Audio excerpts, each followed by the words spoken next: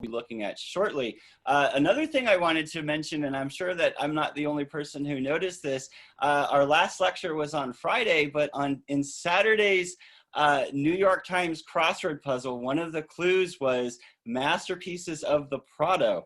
And the answer was, of course, El Greco's, but I thought what a wonderful sign for our lecture. And of course, the crossword was like incredibly difficult, which was not a good sign, but we'll take it as a serendipitous occasion. The image that you're actually seeing, I actually saw a lot, because this is when you go to the Museum of the Prado website and you go to a page that there's an error page, they actually show you this image. Which is, you get this sense of both relief and frustration, because on one hand, you don't get to get what you want, but at the other hand, you always have to pause and think to yourself, this is the best error screen I've ever seen in my life. So let's continue our look at museums, and let's look at the Prado. I do have kind of a thesis I wanted to incorporate into this lecture, and I hope you all will indulge me just for a second. We have three of what I would argue some of the most important contemporary artists, those who went into the abstraction and went into the concepts of modern art. We have Pablo Picasso, we have Joan Miró, and we of course have Salvador Dali. These three men have something in common with each other, and that is, of course, they all come from Spain. And I don't think that this is a coincidence. I think that when you look at the art within Spain, and it's really an amalgamation of art, because Spain is interesting because not only does it have Spanish artists, they had to reach into what we would think of as the Italian area of the world, but they also for a time controlled Northern Europe. So a lot of the Northern Renaissance art makes its way into Spain and the Prado as well. When you look at the art of these three individuals, it's very easy to kind of think of it as coming from a vacuum, but to me, it doesn't. It comes directly from the art that we're going to be looking at. I don't think that art just comes out of nowhere. And in particular, when you have very, very intelligent artists that are worth their snuff, as they say, those artists have a tremendous vocabulary of the art that has come before them. And to me, when you look at the art again of these three individuals, it's almost impossible not to see connections back to the art that we're going to look at today. You can look at their art yourself. And again, with each of these people, there's certain aspects that, again, you'll find within the work today. So if nothing else, you can think to yourself, how does this relate back to these artists in the contemporary? We have Pablo Picasso and his very famous The Old Guitarist. His blue period is, again, probably directly inspired by El Greco. Frustrated Cat by Joan Miró is not only a wonderful title for a painting, but to me, this has these aspects of the Northern Renaissance within how the work is actually constructed. The announcement, which we actually looked at last week by Salvador Dali, I see Salvador Dali as very much an amalgamation of both what we would have going on in Spain and also Northern Renaissance art. And to his credit, he also takes some of the ideas we have from our past lecture, from the Vatican, of idealism, and works that back into his work as well. Now, let's go ahead and look at the building itself. This is what we think of as the Prado, and what a wonderful image and a wonderful afternoon it appears everyone is having. This is actually the front of the building, and the building itself has gone through major renovations very recently that we're going to look at. We're going to do things a little bit different this time. We're going to look at the history of the building, and then we'll work our way back into the art that's actually present in the structure. So the word Prado actually just means meadow, and there was like a meadow market that was actually at the site of the Prado, and that's where the original name comes from. Charles III wanted a natural history cabinet created to house his stuff, essentially. So we have Juan de Villanueva is actually the architect of the original building. We have a painting there of Juan de Villanueva, and if you'll notice in my notes at the bottom, this was painted by Goya. So at the time period that this museum was actually being constructed and put together, Goya was in the court of the Spanish king. That gives us a reference of time, but it also shows that Goya was there for essentially some of the creation and some of the ideas that go into this massive collection. It doesn't really become a museum until we get to Ferdinand VII and his wife. And what they do is they create what's known as the Royal Museum of Painting and Sculpture that officially opened in 1819. It had in its original catalog 311 paintings, but those 311 paintings were all Spanish artists. Their idea was not only to make a building that would house the royal collection of art, but also show off the rich tradition of Spanish artists in order to kind of give credibility to the Spanish school of art and to make the other schools of Europe kind of respected as such. So the Spanish artists are in great abundance within the Prado, and I hope you will enjoy them as much as I do. As a note, they had 1,510 paintings in their collection, far beyond the 311 that they mentioned within the catalog. And this is the newest renovation that they did. It doesn't much look like a new renovation, but what they actually did was when they decided to expand the Prado, essentially across the way was this Renaissance cloister that has essentially fallen into disrepair. And what they did was they selected this site to essentially build the addition to the Prado. There wasn't land directly connected to the building, so they chose here. If you notice in the background, the two towers of the cathedral, it will give you a point of reference to the new construction that they actually did. So this is essentially what they started with. And they built this structure kind of around the Renaissance cloister. And as I mentioned, if you look at the two towers there in the background, you get a point of reference of the new construction. Raphael Moneo was responsible for this. It began in essentially 2002, and I believe the construction went through 2007. For those of you that are wondering what happened to that beautiful Renaissance facade, they did not destroy it. It is actually incorporated directly into the building. So although the building looks like a rather new structure on the exterior, when you travel to the interior of the structure, it has this kind of classical feel. And in my opinion, they did a wonderful job using the remnants of this Renaissance cloister in order to construct this new building.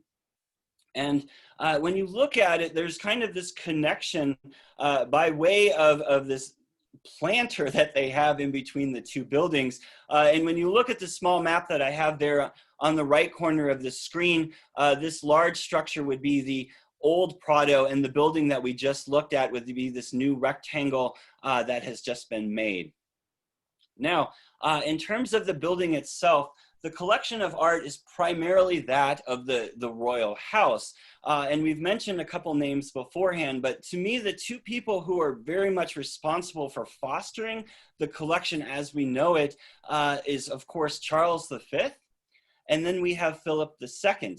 And what's very interesting about these two individuals, as you'll notice, is there's a painting by Titian that is actually done of both of these individuals. This shows you the amazing sense of Titian and how much he actually worked. Again, one of these paintings was done in 1548, and another one was done in 1573. Philip offering Don Fernando to victory. Unfortunately, Don Fernando's life did not last very long, so this is almost a tragic painting in that sense. But again, we get this idea. Again, Titian is an artist that was working in Venice at the time, so you can already see this incorporation of kind of this international scene back into the collection of the Spanish court. I had to have a photo of this woman, Isabella II. She's just an amazing woman in the proximity of this photo. Unfortunately, she does not have a great title in terms of history, but essentially what happens is during her reign, we have the nationalization of the country of Spain, and what happens is it then just becomes the Museum of the Prado. Interestingly, during the Spanish Civil War, it was recommended by essentially the League of Nations that a large amount of the art was actually transferred out of Spain, and it actually went to several places, but it eventually ends up in Geneva. And the interesting thing about this is it was out of Spain from 1936 to 1939, and then in 1939 it was returned, but then we essentially had the beginning of World War II. So a lot of this work was secretly kind of conveyed back from Geneva all the way back to the Prado during the time of World War II. The other important thing that we have is that the Prado benefits greatly from other museums essentially closing shop and feeding into the Prado. We have two important museums, the Museum of Trinidad and the Museum of Art Modern, or Modern Art. The Trinidad Museum was accessed in 1872, and many important works were then transferred to the Prado. These are mostly religious-based works. The Trinidad Museum was an accumulation of other works that had been in monasteries and churches and essentially had worked their way over. When we think of the Modern Art Museum, most of us go racing ahead to what we think of as modern art.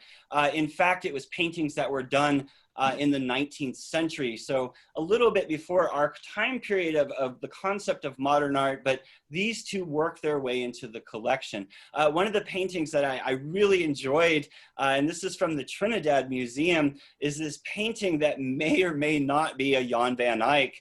Again, a very good question mark behind this, but it originates from 1432. I have highlights of this, so if you're having trouble seeing, that's okay. But I love this painting because it has this very interesting divide within it. When you look at the top part, you have this very, very traditional Jan van Eyck kind of setting.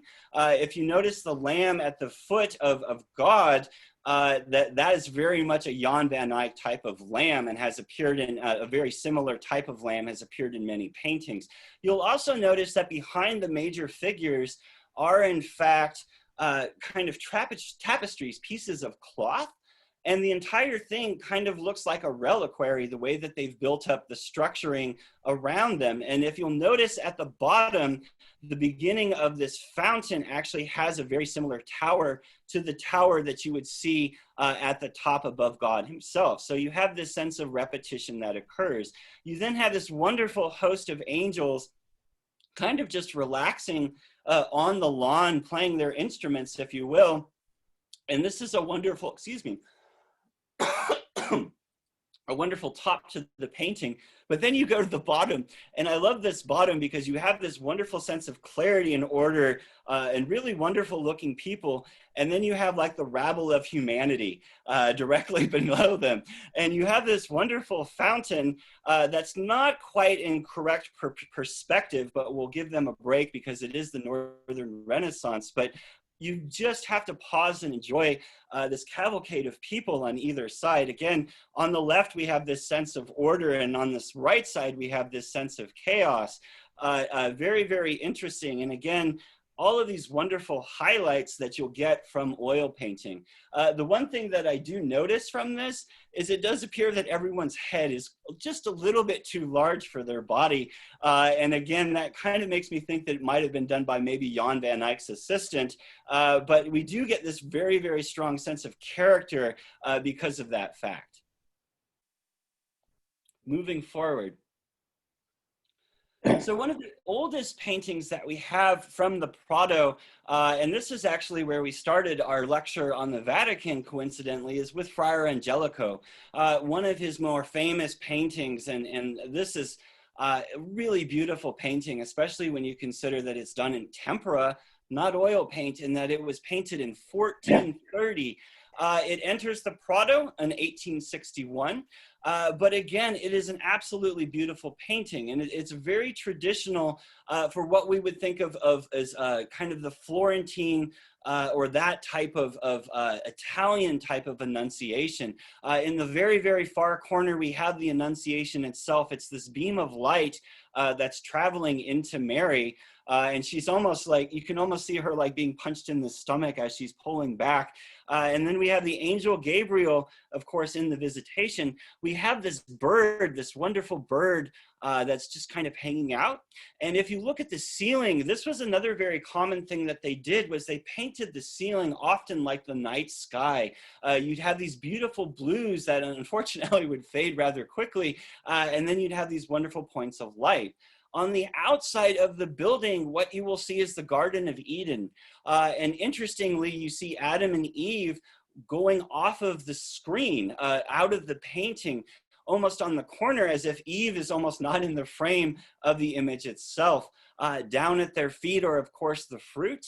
And you just have to pause for a moment and really appreciate the wonderfulness of the flowers and the fruit that Friar Angelico was able to create. We then move to, this is actually where our detail is from the very beginning. The crying woman, if you look in the left corner of the painting, that is actually the woman we were looking at, amazingly. This is a painting that is very important because it's one of the earliest kind of full examples of the Northern Renaissance style within a painting. And it contrasts so deeply with what we have going on in Italy at the time. For one thing, oil paint. So you get this amazing sense of realism within the figures themselves, but look at the space that they're occupying. It's so incredibly shallow. It looks like the entire thing is occurring within about 3 feet or so. The other interesting thing that you'll notice is if you look at the crucifix itself, it doesn't have, it's not what we would think of as a traditional, I guess, Catholic crucifix with the top on it. It's only the crossbeam that's there. One of the more interesting things that we have in this painting is if you look at the corners of the composition, the top left and right corner, you'll kind of see this strange device. And believe it or not, those are actually crossbows. And why do we have crossbows in this scene of the descent of the cross? Well, the original people who paid for this painting were the League of Crossbow Gentlemen or something along those lines.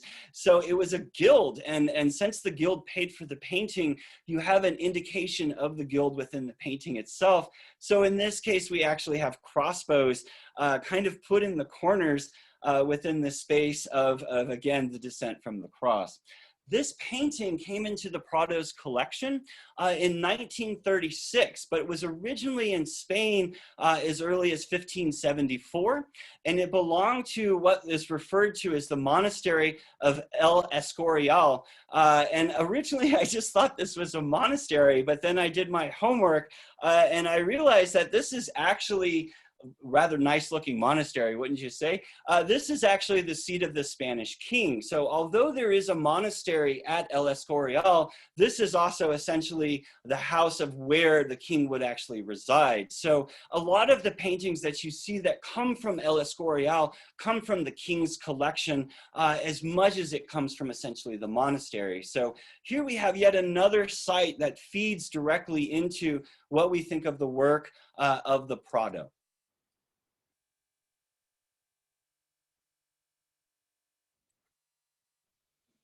And of course, we have to look at least one Hieronymus Bosch painting. And this is really, again, going back to artists like Miro and even Salvador Dali, I always think this kind of influenced their work. Now, Hieronymus Bosch is part of the Northern Renaissance. He comes from the north, but as I mentioned before, when we look at this historically, Spain has a presence in Northern Europe, and a lot of the work from Northern Europe makes its way to Spain for that reason. Philip II was absolutely in love with Hieronymus Bosch's work, and for that reason, there are multiple paintings by Hieronymus Bosch in the Prado Museum. And in fact, I think, I could be wrong about this, I think they might have the largest collection of individual pieces by Bosch than any museum. And again, not in Northern Europe, but in fact, there at the Prado. Now, I always try to put this into kind of perspective because Hieronymus Bosch seems like such a strange mythical figure in terms of art history. And we don't really know specifically when he painted this. It's somewhere between 1480 to 1500. But just as a point of reference, we have to remember that Michelangelo sculpted his Pieta at right around 1500. And in fact, Leonardo da Vinci was starting what we think of as the Mona Lisa right around 1500 as well. So he's very contemporary with what we would think of as the High Renaissance in Europe, rather than being kind of this archaic figure, even though a lot of his images, if you really know your art history, really have this reference back to the Middle Ages as much as anything. But these paintings you can just look at all day long and enjoy the details. And of course, that's why Philip II enjoyed it. And we have, of course, very interesting characters. If you look on the far left side, we have an elephant. There's also a unicorn. And of course, a giraffe makes its place as well. And if you really look at the details of the giraffe, it doesn't quite look like a giraffe, but we'll give Hieronymus a little bit of credit because I can't imagine he ever saw a giraffe at any point in his life. I want to go through some of my favorite details of this painting because, again, there are so many numerous ones, and it's kind of the enjoyment of the painting. What a lot of people don't know is, again, this is an altarpiece, so the two side panels actually close. And when you close this famous work, this is what's actually painted on the outside. It's the creation of the earth, I believe, on the 5th day. And if you look up in the far left corner, you can actually see a symbol, or the image of God there with a book actually creating. So it's this really wonderful idea that you look at the outside of God creating the animals within the earth, and then you open it up and you see this amazing majesty that he created. This was first brought to Spain in 1568 by the Duke of Alba. As I mentioned, in 1591, Philip II became the owner. It was donated then back to the El Escorial, as we mentioned with the previous painting, and it was given over with a large amount of other works in 1939 to the Prado.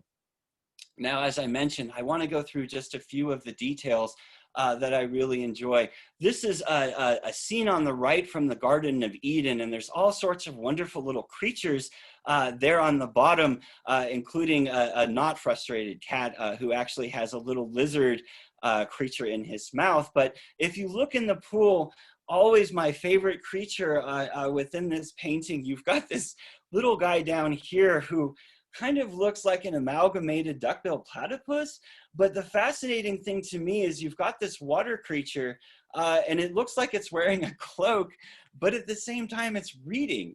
And the idea that this book, like, how would it even keep its book dry is always my question. But the idea that within this imagination of Hieronymus Bosch or one of his assistants, that they would come up with this idea that maybe this creature needs to be reading a book always is a point of fascination to me.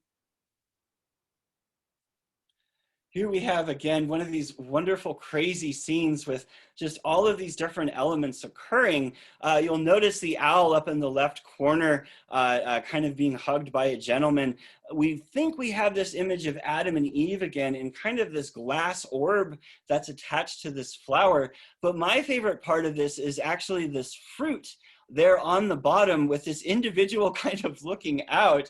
And you've got this very clear tube that almost looks like a tube from a hamster cage or something like that.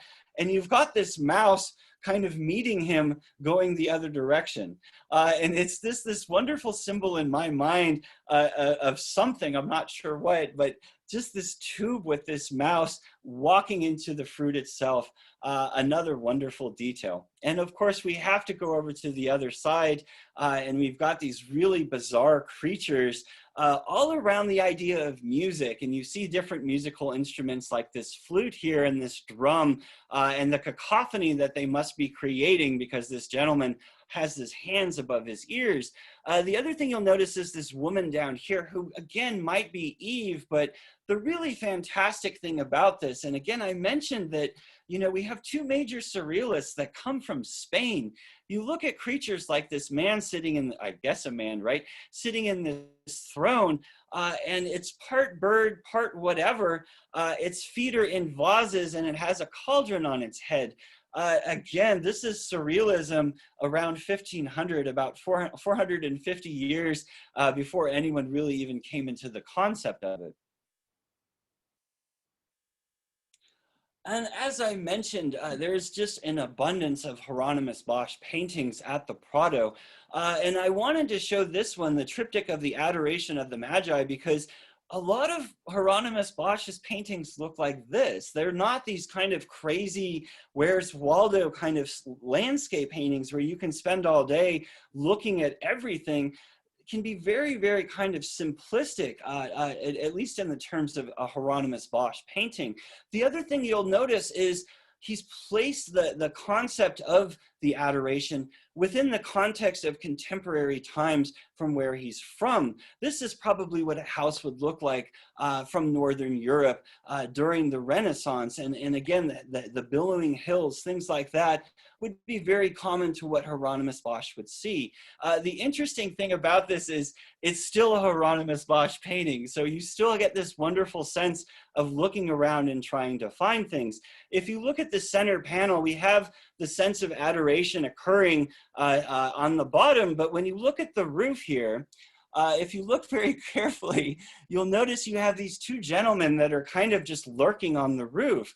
But what's really interesting is if you look at what they're holding, it appears that they're holding bagpipes, which is kind of this interesting connection back to bagpipes, especially the second gentleman. You can see the bag underneath his arms. Again, this concept of bagpipes, two gentlemen with bagpipes on the roof, while Christ is being adored by the Magi. It's kind of an interesting idea. And then you continue and you get a little bit of this Hieronymus Bosch kind of aspects there in the background. You have this kind of medieval front coming, and you even have this knight leading a donkey there in the background. And you kind of go from this windmill to this completely imaginary city that almost looks like something from Flash Gordon, if you will, there in the far, far background of the painting itself. And Bosch, for his credit, he painted a whole variety of things. And this wonderful painting is actually in the Prado as well. And I actually have a personal connection to this painting. I wrote a little bit on a small paper, a small little essay, I should say, about this painting for a medical journal with one of our members. I'm sure she's out there, and I hope she's enjoying this moment as much as I am. But what a great painting. It's the extraction of the stone of madness. And what this is you can see this gentleman sitting in a chair, and we have this doctor figure with essentially a large pair of tongs, and he's pulling this stone, which is thought to be the stone of madness, out of this man's head. And of course, it's a wonderful Hieronymus Bosch painting because, or a Northern Renaissance painting, because we look at the gentleman and he's getting the stone of madness pulled out of his head, but when you look at the other people in the painting, they're the ones that really look like they're mad. This gentleman looks kind of perfectly normal compared to the doctor who has a funnel on his head like a hat. And then you've got this wonderful woman leaning on essentially a table using a book in probably the worst way you possibly could. This is, I think, where that idea where you can learn by osmosis, of course, by just putting the book on your head might have actually originated. But again, just a nice little playful painting, and you can see by the inscription that it refers to a gentleman, Lubert Doss, who was actually a character in literature from that time. So although we think of Bosch as being this kind of esoteric character, he very much was just a contemporary artist in Northern Renaissance and painted just normal things like this wonderful painting that we're looking at here. I'm going to move forward. This is another painting that we have, and I think that this is a very interesting story, and it kind of shows this cross-emanation that occurs in Spain at the time. First of all, just pause for a moment and really appreciate kind of the unique character of this painting, that it doesn't quite look like it fits in any one geographical space in terms of where the art might come from. And there's a good reason for that. The artist is a man who went by the name of Juan de Flandes. And the reason that his name was Juan de Flandes, because his original name was John of Flanders. And he actually comes from Flanders. He is an example of an artist who worked in the northern part of Europe and then actually made his way to Madrid and worked in Spain. So he brings this very, very strange incorporation of the Northern Renaissance style, but incorporating aspects of Spain and Spanish art of the time. And you get this strange hybrid of painting that we've seen, like this one. This was originally painted for a cathedral in 1509. And this is always a great part of this story, is in the 1940s, the cathedral sold the painting. I'm not sure if they just got, what happened that they decided that they no longer wanted this work, but from 1940, I believe it was accessed into the Prado, or eventually made its way over in that direction. I want you to notice of the details, and I think that this is very strange. You have the crucifix, and you kind of have this indoor-outdoor scene occurring at the same time. And then you look at the background, we've got this very Northern Renaissance kind of going off in the distance mythical structures, but it doesn't really look incredibly realistic. It almost looks like a fresco painting. And this is really accented when you get up to the sky, and you've got this cloud bank that really kind of looks like a wall as much as anything. And maybe I've just looked at too many decaying frescoes, but it really has this bizarre sense that you're kind of inside and outside at the exact same time. John of Flanders was actually not just a person who painted there. He painted many famous portraits of people within the court. Here we have a painting of Catherine of Aragorn from when she was 11, and one of my personal favorite people from history, Joanna the Mad, painted from 1500. You will notice a little bit of similarity between these two portraits. And the other thing I always notice about these portraits are these women's heads just seem so incredibly egg-like. They're just this perfect egg shape that's kind of been rooted on a neck, if you will, almost accenting the three-dimensionalness over the top rather than relying on just the regular features.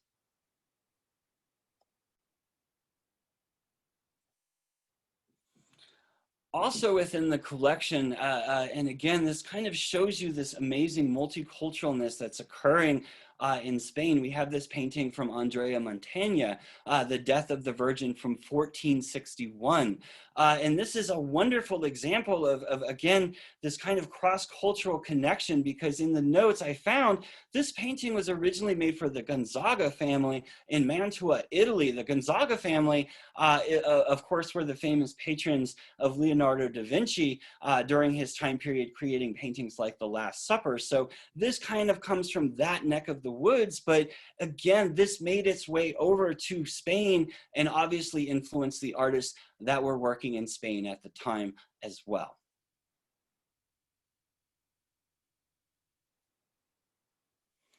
And probably some of the more important pieces that they have from the early Renaissance, Northern Renaissance, are these paintings by Albrecht Dürer. We have an early self-portrait by him when he's in his 20s. And this is one of, like, I think he only did 4 total self-portraits in his life. So it's very, very incredibly rare that a museum would have even one of them like this one. And again, it's also incredibly rare. People don't understand directly that Albrecht Dürer was one of the first people to paint self-portraits, that it was considered incredibly egotistical, if you will, to paint a self-portrait, but that kind of falls right into the lining of Dürer. He has a very high opinion of himself, as you can kind of see from the painting. The other interesting thing is his beautiful painting of Adam and Eve, and showing this raw sense of humanity, especially in the portraiture within their face. Again, this real sense of almost when you look at Adam, he almost has this sense of awe within the face itself. Another thing you'll notice is look at Adam's hand and the beautiful job that he's done with the digits within the fingers.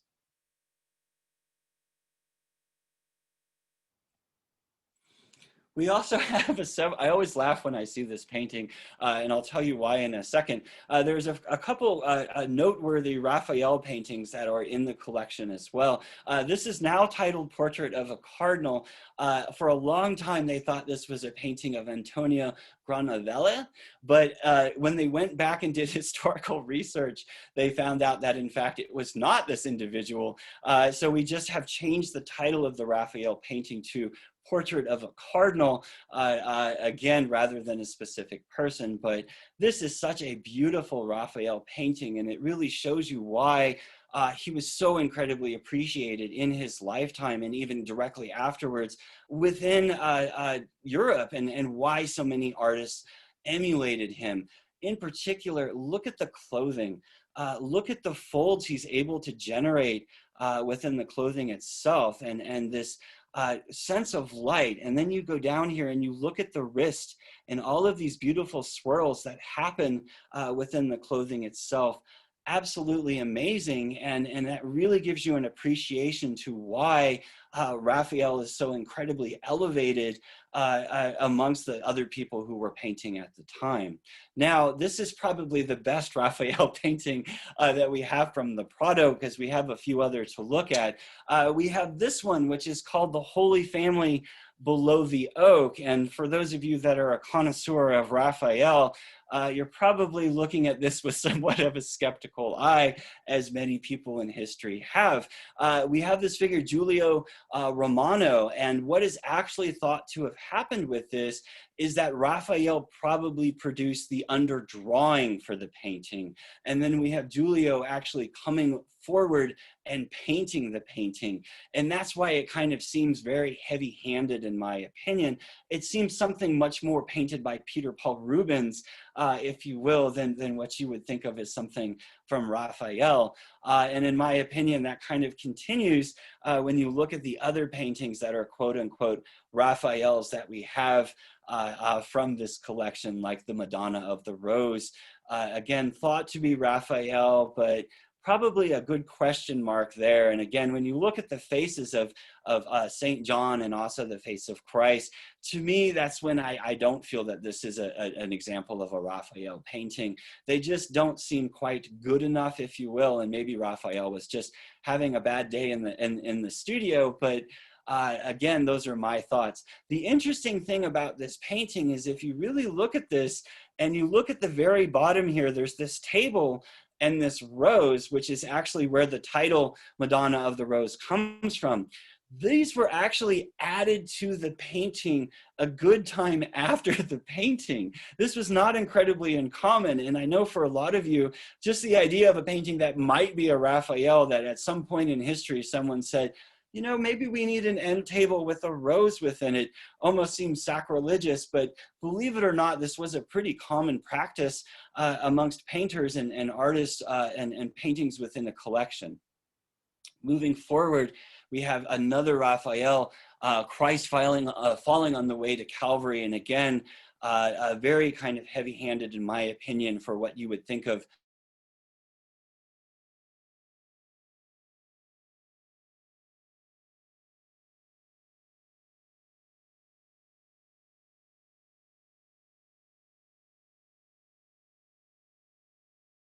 a drink of coffee every once in a while. This is a wonderful painting from Tintoretto, and I hope that you all cannot see that. I actually have an internet line available, so we shouldn't have any problems whatsoever with that, so please ignore that. But Tintoretto, in this painting of Christ washing the disciples' feet, I love this painting because of just the incredibly weird space that everything is occurring within. First of all, we have this idea of Christ washing the disciples' feet. That's the title. So where is that actually occurring? It's occurring way over on the right side of the canvas here, with Christ down in the corner washing the feet of these two individuals. Behind them, what you'll notice is this kind of second grouping, almost as if there's this other thing occurring right in the next room. We then go and I challenge you to find an image of this scene or the Last Supper where the disciples are just so incredibly spaced out within the context of the room. And the room itself is, again, this kind of product of surrealism, because you go directly from this room out into this Arcadian setting where there's water and all of these wonderful Greco-Roman ruins that, frankly, this space just does not exist. The other wonderful thing is Tintoretto, right in the center of the composition, decides, I want to put a dog there rather than an individual. And some of the other wonderful details that you'll notice in this painting that always just kind of make me happy is how difficult it really is to take off your shoes during this time period. You can see one of the apostles helping the other one kind of remove all of this excess clothing in order to actually get to the boots themselves.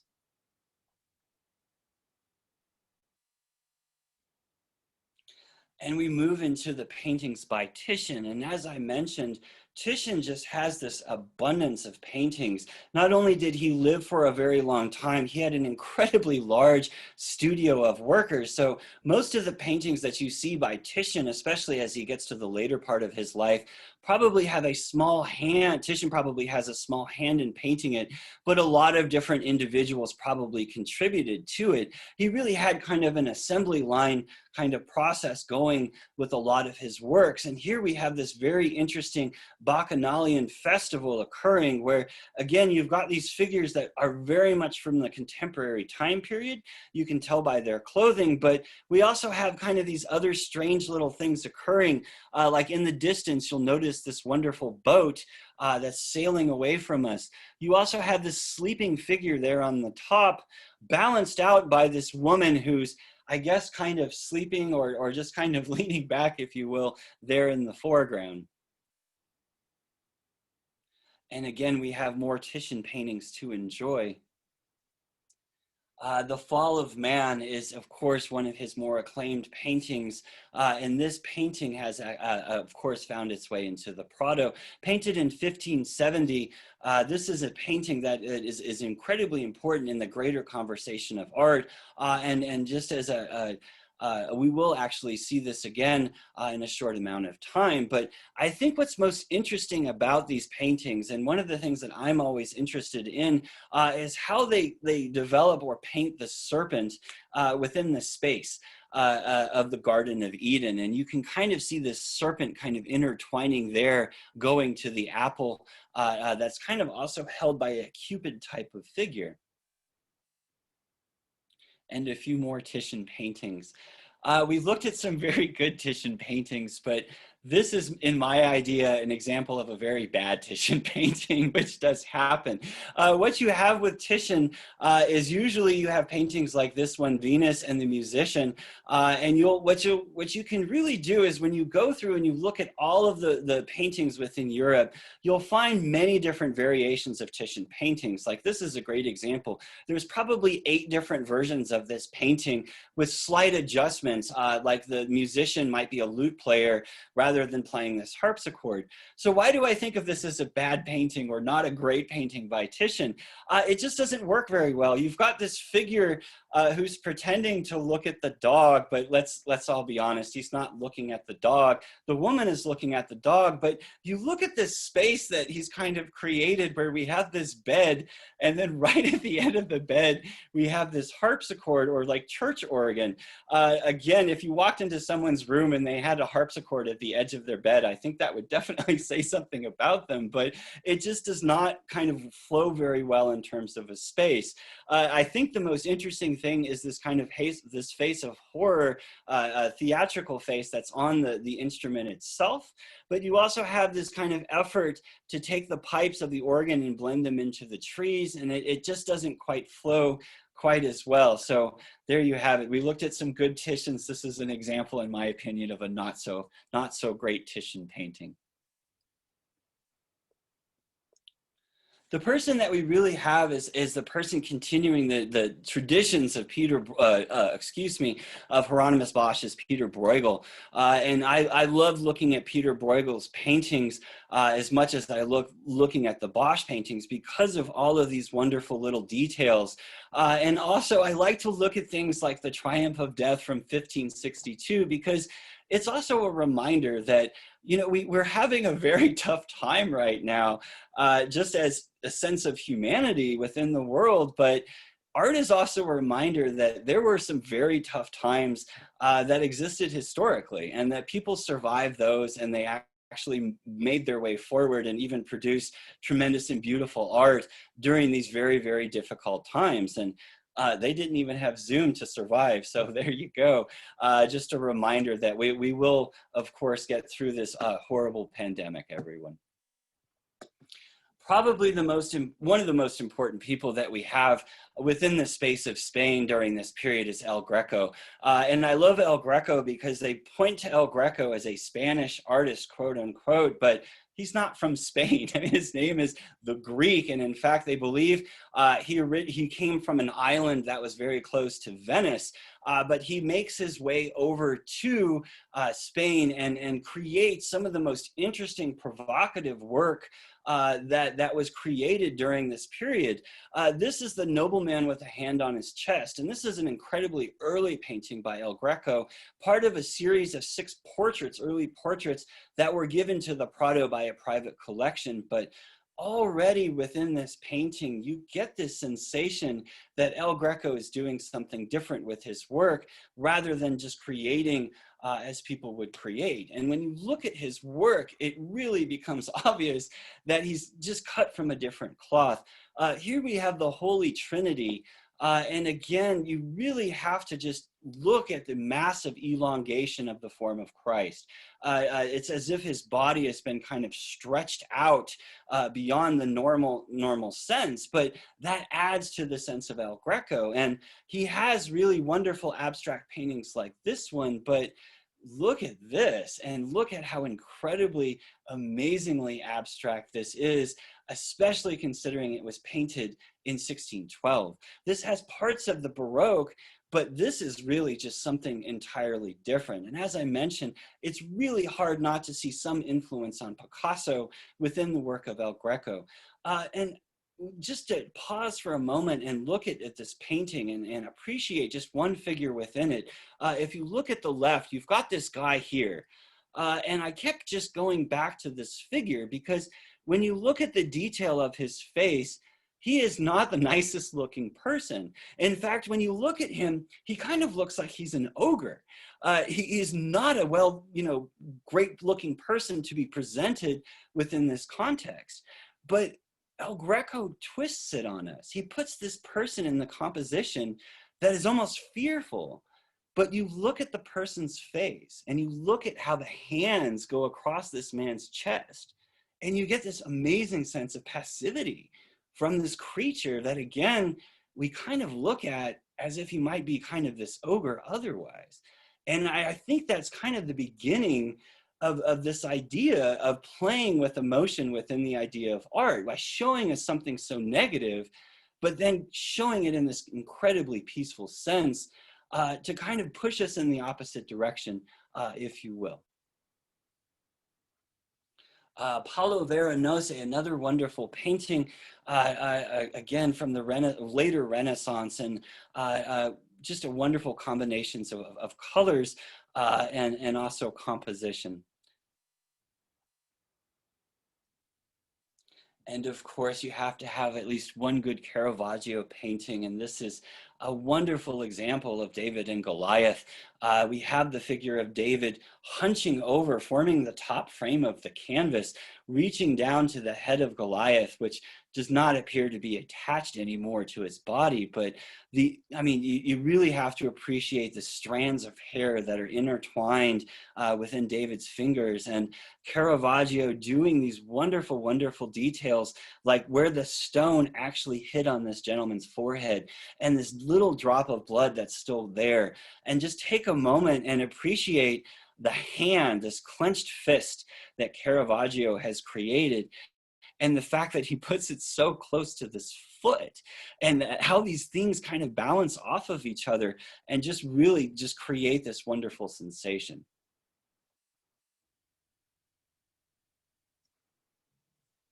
And you can even see the aspects or the influence of El Greco within El Greco's time period, in my opinion, where we have people like Guido Reni creating this painting. But again, notice how elongated the figures actually are in the sense of how they would normally look within the models. This is also, in my opinion, some of the best placed tapestry or clothing pieces, if you will, within a painting. Here we have Nicolas Poussin and Parnesis, The Gathering of the Gods. And this is a wonderful example of the Northern Renaissance from France. Again, kind of showing this scene within the space of a forest. And then we get to Peter Paul Rubens, who I really think is kind of the beginning of a different art movement, but we have some absolutely amazing examples of his work within the Prado. Here, I love this painting because what it really looks like, it forms this tremendous angle, this very, very large diagonal that goes from the very top corner of the right part of the painting, and it goes straight down into what we think of as Christ. And it's almost like the reverse of Pandora's box, where through Christ, all of these things are being created, but that's almost the sensation we get. Again, we've got these tiny figures standing close by with Jesus there and Mary and Joseph behind, but this entire grouping of people that, again, is focused and funneling into this tiny image of Christ. I mentioned that Titian painting would appear again, and this is a direct example of how art is influencing other art. Peter Paul Rubens wasn't just an artist, he was actually an ambassador and a diplomat, and on one of his diplomatic trips to Spain, he actually saw the Titian painting that we saw earlier. And from that Titian painting, he was so incredibly enamored by it that he created his own version of the painting. And that shows this direct connection that actually occurs. When we look at a comparison of the two works with, again, the Rubens there on the left and the Titian on the right, you'll notice that Rubens fixed the man or changed the man and made him sit a little bit more in proportion with the sense of weight that he has. But otherwise, Eve is almost exactly the same. The cherub in the tree is almost exactly the same. The one detail that always kind of makes me giggle a little bit is that Peter Paul Rubens decided we needed a parrot in this painting as well, that Titian had obviously forgot to put in his, but you've got this macabre parrot, which also shows that people had been traveling to the New World and bringing back information, because a macabre parrot is not something you will obviously find in Europe other than being brought over from the New World. And we also have the Three Graces by Peter Paul Rubens, which is a very, very private painting for Rubens and was actually in the collection of the artist until the time of his death. So this isn't something that he even painted for other people, but the remarkable thing about this painting is, to me, this is what we call an art history mystery, if you will. You look at this composition and take a good look at the placement of the figures, and then we have an earlier painting that was actually done by Raphael called The Three Graces. That was done in 1504. To me, I can't help but see a direct connection between Raphael's Three Graces and, again, this painting by Peter Paul Rubens of his Three Graces. Just the positioning of the bodies, if nothing else, leads me in that direction. But then in our lecture on the Vatican, I had noticed in the background, there is actually a sculpture of essentially the Three Graces by Raphael. So I'm not sure when this sculpture actually came about, but this is another example of how you have this connection of art facilitating over time, where in my mind it's very possible that Raphael saw the sculpture, created his painting, and then Rubens saw Raphael's painting and then created his version. We have another painting by Peter Paul Rubens, The Judgment of Paris, that again, I feel has those three ladies one more time, with even this woman's back turned to us, mimicking somewhat the composition of the three graces. We also have a very large collection of English paintings there at the Prado, believe it or not, with one of the more famous being a self-portrait by Anthony van Dyck. And we also have this beautiful painting by Rembrandt, Judith at the Banquet of Holofernes. I've actually seen this painting done during as a different title, and it was questionable for a while whether or not this was a Rembrandt painting because he spelt his name a little differently. But if you look at this, I definitely feel it is. If nothing else, it's a great resemblance to the woman that he was actually married to at the time. So someone would have to be very good at copying Rembrandt in order for this to be a fake Rembrandt, if you will. We have Jose de Ribera and Jacob's Dream, and we have this focus back to Spanish artists, as I mentioned before. This is a very interesting painting because, again, it's Jacob's Dream, but the person is very much in the contemporary clothing style of the time period. If you notice this kind of tree that's it seems to be growing out of Jacob, it's to balance out this shaft of light. And you can kind of see these figures within the detail. This is, of course, Jacob's famous ladder that he's dreaming of that's coming out of him as he's dreaming. And we finally get to one of my personal favorite artists of all time, Diego Velázquez. And I think that when you look at artists that influence other artists, I always think that Velázquez is kind of pretty far up on the top of the list.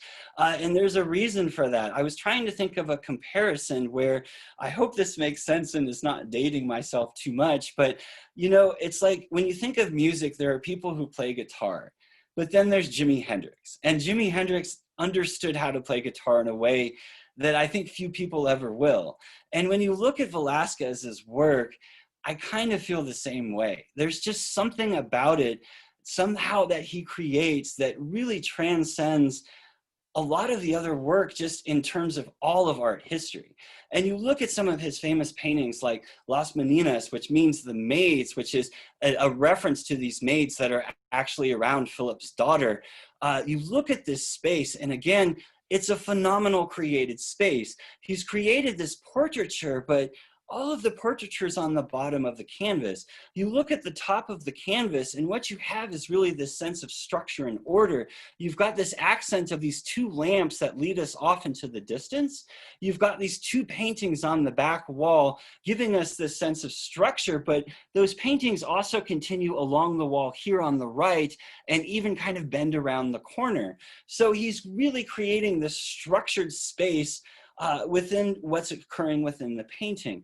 You then go to the bottom half of the painting, and that's where all the figures are. You've got the daughter there herself, and then you have these maidens there in the background. And this individual in the doorway was essentially like the protector figure who's standing there. But most famously, you have these two details.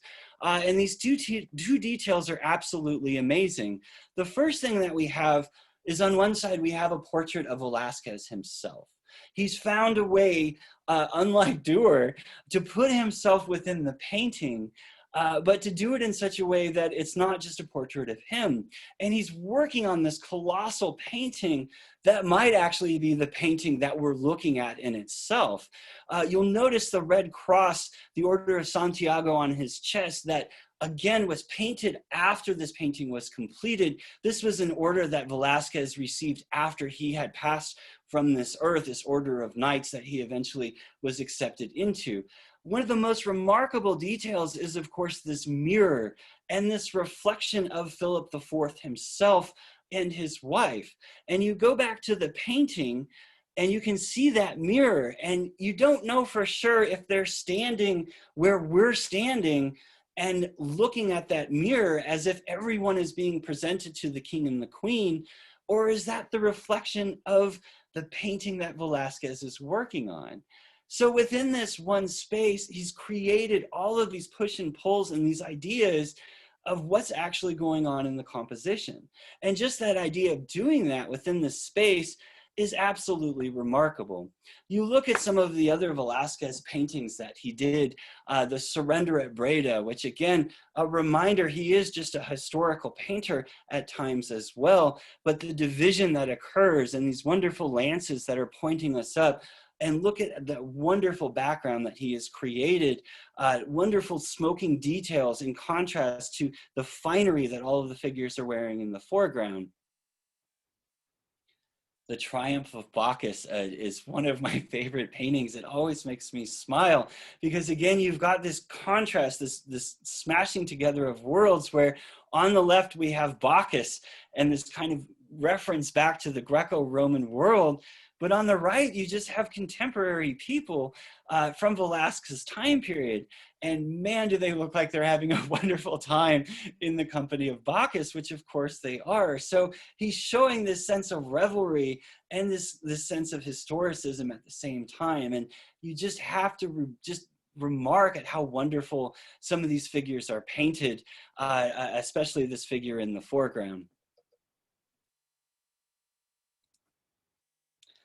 And this is, believe it or not, one of my absolute favorite paintings done by Velázquez. It's the painting called Resting Mars, and it's in the collection of the Prado. It is in itself based on a Michelangelo sculpture that was done for the tomb of one of the Lorenzos, Lorenzo de' Medici, pardon me. But you look at the painting itself, and it's almost this sense of sarcasm, where you've got this like older man sitting there with this war helmet on his head.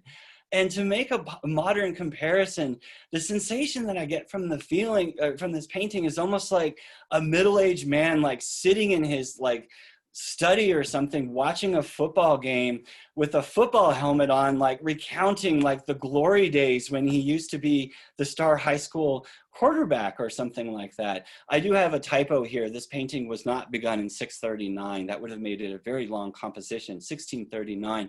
But the thing, and this will really help you appreciate why I love Velázquez so much. You look at this painting and you look at how amazingly well he's painted the figure. The muscles and the skin and how it's bunching up in the middle like it would on an older man's chest. But then you really start to look at the painting. And the closer that you get to it, let's be honest, when you get this close, it just falls apart. And that's the magic of it. When you get to this close range of the painting, you notice that not all the brushstrokes are even complete, that a lot of them are open-ended. Look at his shoulder here and how it's really not firmly established. Look at his hand here and look how it really doesn't even look like a hand when you get this close to it. It all falls apart. But then when you step back and you look at that same painting again, everything falls together and everything is perfect. And he's created a painting that is interacting with your eyes in a way that nobody is painting during this period of time. And frankly, few people have been able to paint since Velázquez.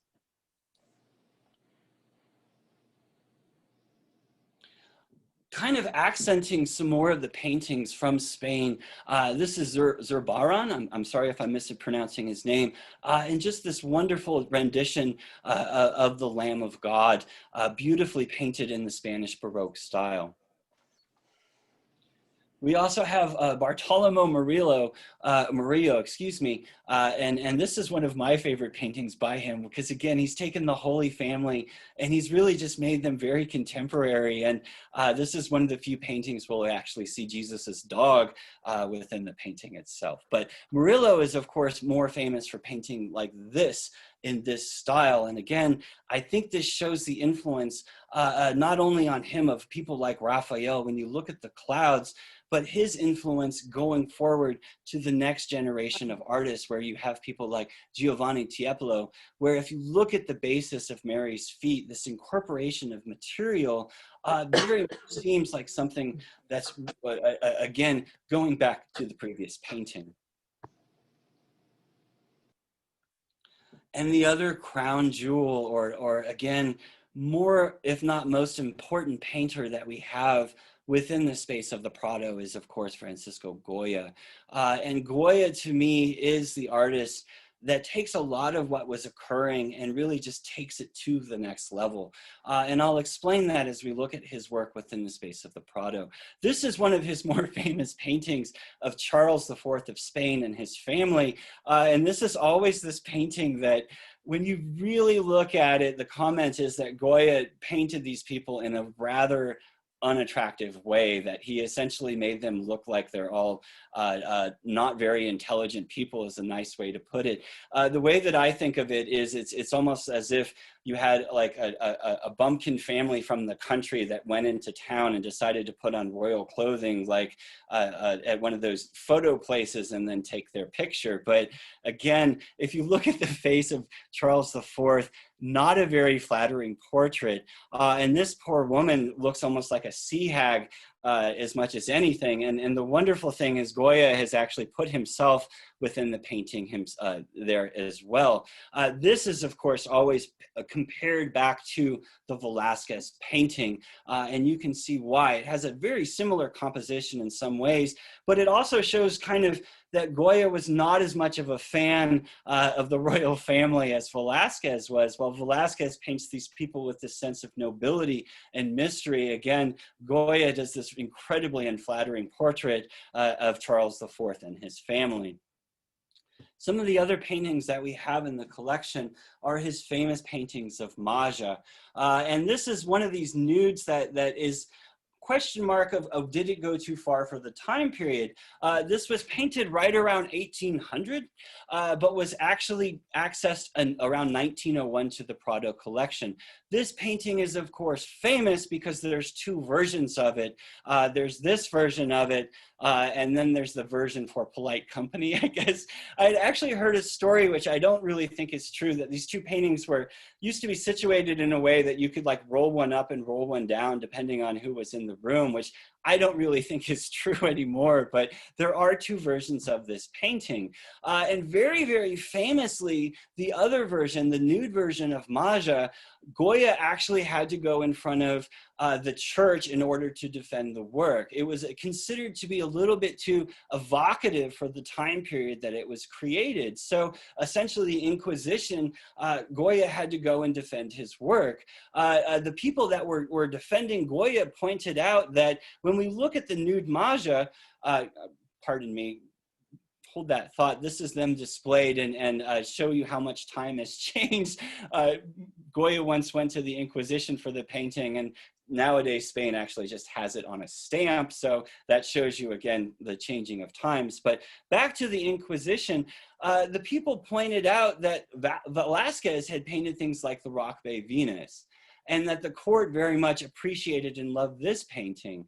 Or this painting done by Titian in the collection of the Prado of Danae, again, another one of these paintings that there's multiple versions of, but again, another painting that shows this kind of nude, and that the court very much appreciated that. So in the end, Goya did not get into any trouble for painting Maja, but he did actually have to be, he was sequestered from it. And if you know Goya's work, you also know that Goya had a very, this is his opinion of the Inquisition Tribune. And again, I think he's painted these people less flattering than he did the group of George IV. A few more paintings by Goya. Very famously, they have Saturn devouring his son. And I think a lot of people don't understand the true nature of this painting. Goya did a series of paintings towards the end of his life that have been referred to as the Black Paintings. And these are paintings that Goya had never intended to be released to the public. In fact, these 14 paintings were painted on the walls of his villa. And what actually happens is they had to remove these paintings from the wall and essentially fix them so that they could be shown again in places like the Prado. But if you look at this, to me, this is really the beginning of abstract art. Why? Because what we think of as reality has been kind of transfixed or moved away to get this sensation of emotion. Again, when you look at Saturn, Saturn doesn't look like a realistic person. He looks like this creature, this monster. And you look at his eyes and you really get this emotional effect directly from the painting. You get this amazing sense of horror. And that's this really, really profound emotion that Goya was able to generate from his work. And I think when you look at Goya's paintings, that's something that he's able to generate in a way that no one had really done before him. And you look at one of his most famous paintings, and one of my favorite paintings ever done, and that is the 3rd of May by Goya. Because to me, this is one of the first paintings that is really, truly an abstract painting. And why do I say that? Because Goya has gone through and he's changed reality to give us more of an emotional effect within the painting. We have this row of Napoleon troopers that are an execution force, and look how incredibly close they are to the people that they're executing. But they're all in darkness. And the one figure that we have in tremendous illumination is this one figure that's in the center that's about to be executed. And you look at this and you ask yourself, where the heck is the light source from this? You've got this like light box that's actually put in the middle of everything to kind of illuminate the scene, to kind of give this sense of why this person is illuminated. But this person is so incredibly over illuminated from everything else that's occurring around them. In addition, when you look at that figure is abstracted in very much a way that you almost see in El Greco painting too. He's wider. There's a larger sense to him. You get this sense of emotion from his face, even though it's not a tremendously realistic face. And I say that because you look at the face of the people right next to that individual, and you see a realistic face there. You have to notice, of course, this wonderful sense of composition with the hill of the line leading us here, and then the soldiers leading us away. And then, of course, in the background, we have the cathedral, but the cathedral is completely shrouded in darkness. And that's this kind of question of where is the sense of morality and justice and goodness? And I think that I can make the argument that this is an abstract painting, that Goya has kind of moved things around to give us a sense of emotion, because there's an artist with the painting who has a very similar composition that's done in just a realistic fashion in Antonio Perez's execution painting that was done in 1882, I believe. And in this, you've got this group of gentlemen in the front that have been executed. And then you've got this group of gentlemen that are on their way to be executed. And then behind them, you've got the grouping of soldiers. So you have a similar composition idea to what Goya was presented. And this is painted in an incredibly realistic manner. But look at the emotion that you actually get from this. You get this sense of sorrow, but you don't get the same sense of sorrow and overwhelming emotion, I would argue, that you get from Goya's version of the painting. And that's why this painting is so incredibly important, and why Goya is really one of these people that opens the door for people like Picasso and Miro and Salvador Dali to create these wonderful abstract surrealistic paintings that of course come later in Spanish history. Thank you all very, very much. That's my lecture. I'm gonna pretend I'm hearing applause right now. It's always kind of the fun thing. I can see people clapping, and I appreciate you very much. Again, if you do you want to try to do questions at all, Joanna? That's up to you. If anyone has any questions, we can try to do that. I had my email address up before. If you want to just email me, you can do that as well. Are there any questions for Christian? If there's not, that's okay. Again, if you have a question, go ahead and email me. We will continue. We're not doing a lecture next week. We're going to be meeting again next month.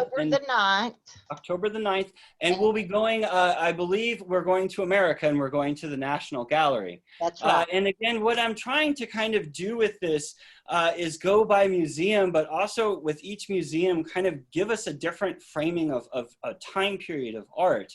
With the first one, we had the Greco-Romans leading into the Renaissance, and you can all kind of see that this is leading us post-Renaissance into what we think of as the Baroque. And what I'm really hoping is to kind of continue the next chapter when we get to the National Gallery of Art when we meet again. Okay, if there's not any questions, we'll see you on October the 9th at 11 a.m. Thank you all very much. Thank you, Christian. Bye-bye.